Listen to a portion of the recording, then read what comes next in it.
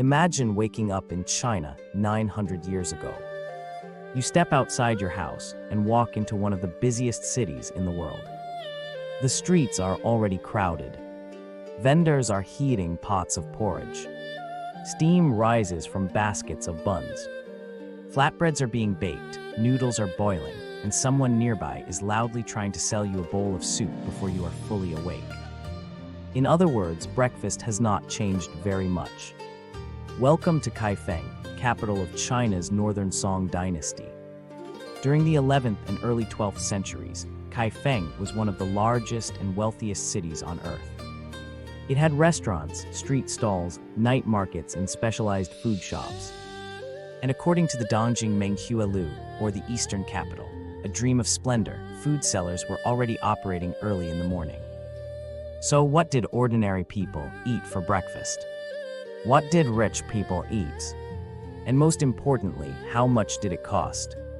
Let us order breakfast in Song Dynasty, China. For most working people, the basic ingredients were familiar: wheat, millet, rice, beans, vegetables, and for those who could afford it, a small amount of meat. One of the most common choices was porridge.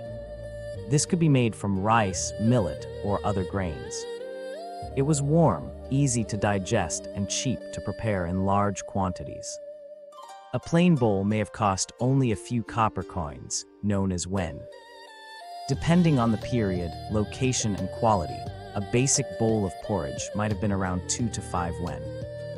That sounds wonderfully cheap, until you remember that the waiter would probably be alarmed if you tried to pay with a modern credit card. Porridge could be eaten with pickled vegetables, salted foods, or a piece of bread. For a laborer facing a long day, it was the Song Dynasty version of a practical breakfast bowl.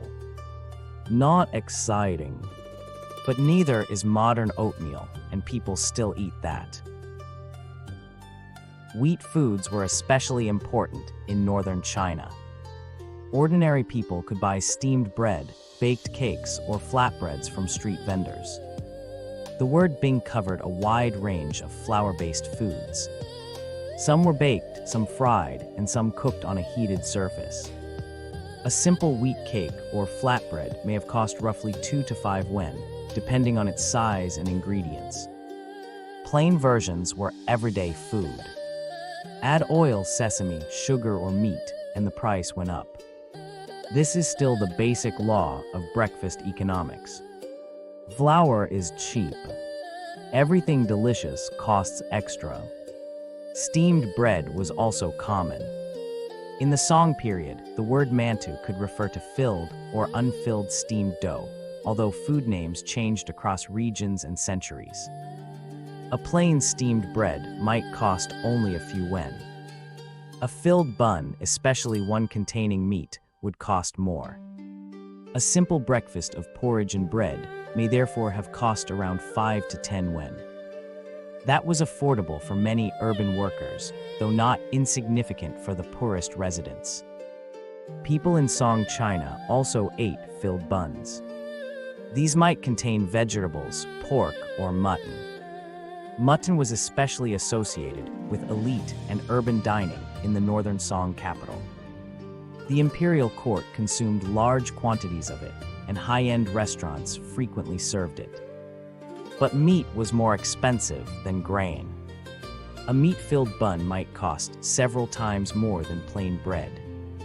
A reasonable estimate might place a bun somewhere around 5 to 10 wen, although prices varied greatly. So an ordinary worker might buy one meat bun and a bowl of porridge for approximately 10 to 15 wen. This was not a luxury banquet, but it was a proper hot breakfast. It was also more balanced than grabbing a biscuit and calling it a meal. Noodles were another common urban food. Song Dynasty cities had specialized noodle shops, and noodle dishes appeared throughout descriptions of urban eating. A bowl might contain wheat noodles in broth, sometimes with vegetables, chopped meat, or offal. Depending on the dish, a bowl of noodles might have cost somewhere around 10 to 20 wen. That made noodles more expensive than the simplest porridge and bread breakfast, but still accessible to many urban customers. And because the Song dynasty had a highly developed restaurant culture, you did not necessarily have to sit in a grand dining hall. You could eat quickly at a small shop or buy from a street seller. Fast food did not begin with a drive-through window. It began when someone realized that busy people would pay money for hot food they did not have to cook. A very basic breakfast might have included a bowl of porridge and a piece of plain bread. Estimated cost around 5 to 8 yuan. A slightly better breakfast might have included porridge, a filled bun, and perhaps some pickled vegetables. Estimated cost around 10 to 15 yuan. A bowl of noodles with some meat might cost 10 to 20 yuan or more. Urban day laborers may have earned somewhere around 100 yuan a day, though wages differed widely by occupation and period. If that estimate is used, a simple purchased breakfast could consume roughly 5 to 15% of a laborer's daily pay. So street breakfast was affordable. For a poor household feeding several people, cooking grain at home would usually be cheaper. The same remains true today. Now let us leave the street stall and enter a wealthy Song household. Breakfast could become much more elaborate. Rich families had servants, kitchens, and access to expensive ingredients. Instead of plain porridge, they might eat finely prepared rice or grain dishes accompanied by several side dishes. There could be mutton soup, meat-filled buns, noodles in rich broth, fish, poultry, preserved fruits, delicate cakes, and high-quality tea. Mutton was particularly prestigious in Northern Song elite cuisine. A wealthy breakfast might therefore include mutton broth or mutton served with noodles and breads. Poultry, fish, and seasonal ingredients could also appear.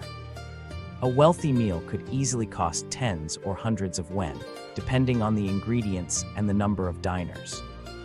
A modest but high-quality restaurant breakfast might cost perhaps 30 to 100 yuan per person. That could equal 1 or more days of wages for an ordinary worker. 100 yuan had roughly the purchasing power of about $100 today. The money was different. The dishes were different.